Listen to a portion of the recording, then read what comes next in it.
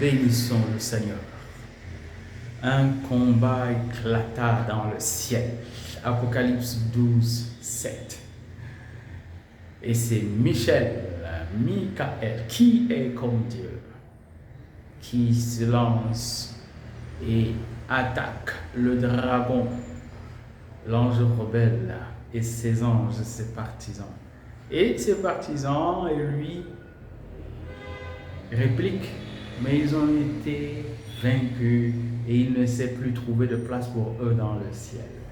Alors lorsque cet ange, Satan, oui c'est un ange, créé ange, Lucifer, mais finalement il s'est rebellé et il devient un démon, le diable, le serpent antique.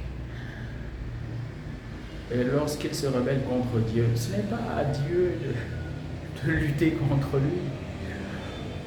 Non, une créature de Dieu, Michel. Les autres anges le terrassent et le mettent à bas. Ils sont chassés du ciel. Et au verset 11, oui, ils l'ont vaincu, les disciples du Christ. Ils l'ont vaincu par le sang de l'agneau et par la puissance de leur témoignage. Eux qui n'ont pas regardé à leur vie comme étant le trésor suprême, mais plutôt à leur union à Dieu, fidèles jusqu'à la mort. C'est dans cette marche vers le salut que nous nous trouvons tous.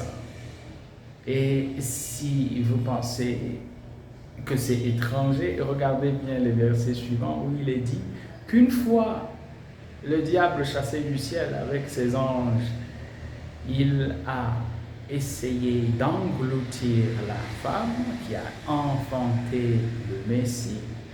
La terre a englouti le fleuve qui est sorti de sa gueule. Et maintenant, puisqu'elle a été emmenée, c'est bien à l'image de l'Assomption, eh bien, il s'est tourné vers la terre. Et là, malheur à toi terre, parce que le diable est descendu vers vous, furieux. Et il s'en va guerroyer, nous dit-on, contre le reste de la descendance de la femme. Alors c'est nous, les fils cadets de Dieu, ceux qui suivent le Christ, les enfants de la femme, c'est nous qui sommes son point d'attaque.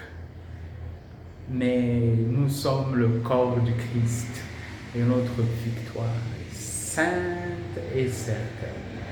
Nous bénissons le Seigneur et nous restons fermes dans la victoire par le sang de l'agneau.